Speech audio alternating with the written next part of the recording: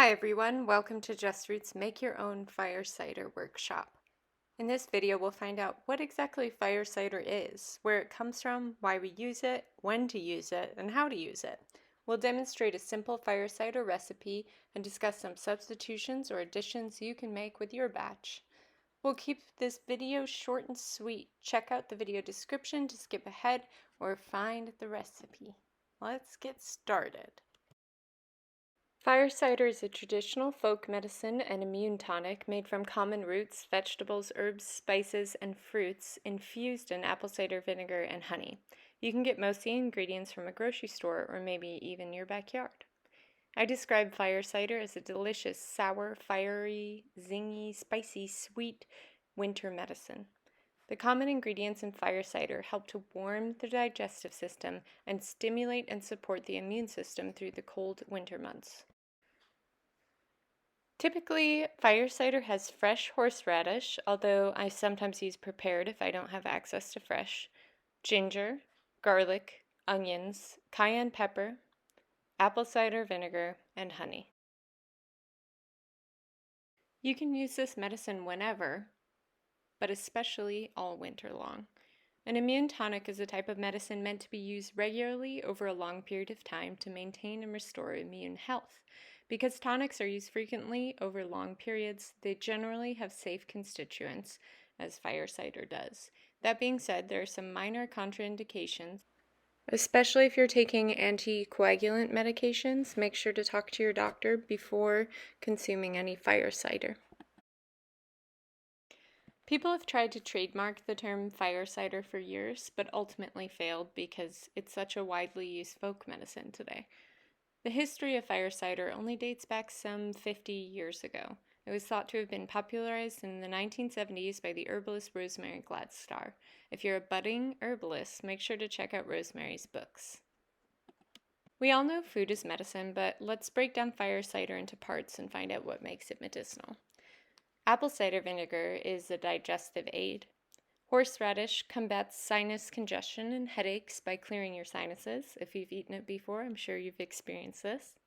Ginger is a warming circulatory herb that's wonderful for digestion. It also helps fight infection and it's good for nausea. Garlic is a broad-spectrum antimicrobial and antibacterial, and its properties make it an excellent aid for fighting infection. Onions have similar properties to garlic. They're also good for colds and flus. Cayenne pepper is a great cardiovascular herb. It helps your immune system mobilize and moves blood through the system. And honey is soothing for inflamed tissues and organs, and in the case of fire cider, it helps make it more palatable.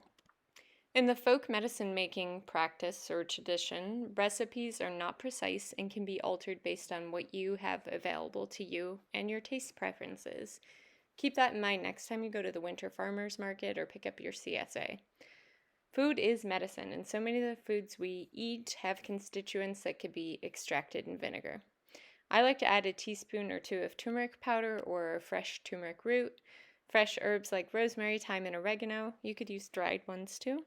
Hot peppers like jalapenos or chilies. Black peppercorns, cinnamon sticks. Citrus like lemons or oranges. And really any of your favorite whole or powdered spices.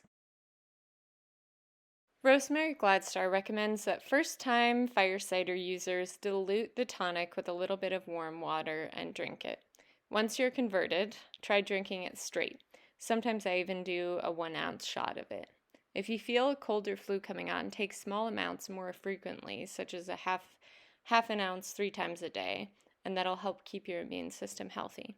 You can also swap out regular vinegar for fire cider and salad dressings. I've used it for marinades.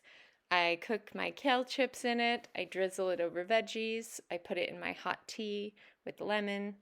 And then another great idea is use it as a brine for pickles that you make in the fridge.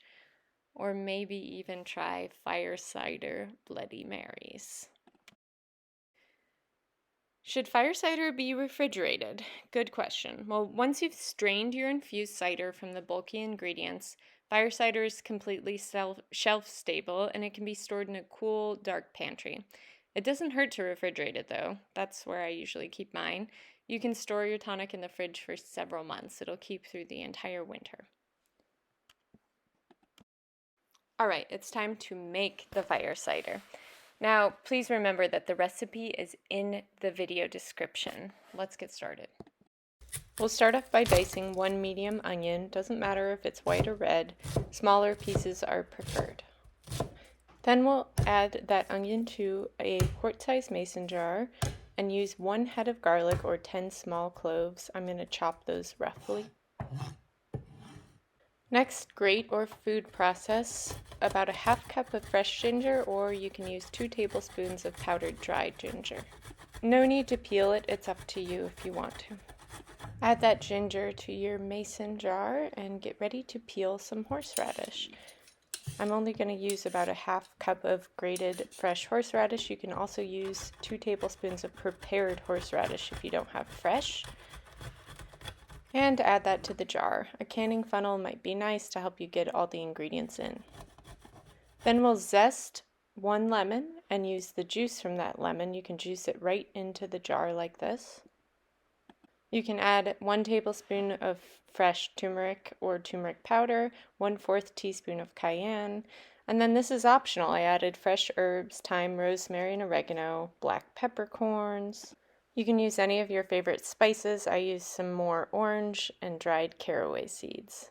If you want to use cinnamon, 1 cinnamon stick or maybe a half teaspoon of dried cinnamon works. And then you're going to fill it all the way to the top of the rim with apple cider vinegar. Raw is preferred in this instance. Raw has a lot of the good nutrients we want. Now use a piece of parchment paper and that will prevent rusting, and give it a really good shake. This is going to sit in a jar for 14 days to 30 days. I like to label with the name and the date that I made it so I know when to strain out all of the apple cider. 3 weeks later. Okay, so 2 to 4 weeks later, it's time to strain your fire cider. Our goal here is to get the chunky parts out because the vinegar has extracted their medicinal constituents, so we don't need them anymore. This will also help make the cider more shelf stable. So we're going to use a piece of fine mesh cheesecloth, or if you don't have that, maybe like a fine sieve or strainer. And be sure to squeeze all the bulky pieces to get as much of the medicine out of the pulp as possible. Then you can add honey. This is certainly optional, but I certainly recommend doing it. I like to use the folk medicine method of pouring the fire cider into a pint jar after you've strained it, and however much room you have left is how much honey you use. But folks, this is up to you. If you think you'll use the cider in single doses with tea or mix into water, I'd add a bit more honey. If you think you're going to use it more as a marinade or vinegar for dressing, or you just don't really like sweet things, use less. Make sure to stir it vigorously and shake it before using. You can store it in your pantry or a cool, dark place, but I prefer to store mine in the fridge. Here's a hot tip. Place a new piece of parchment paper under the lid to prevent rusting, or use a plastic lid. All right, folks, that's all we have for you today. We look forward to cooking and making medicine with you in the future. Until then, enjoy your fire cider.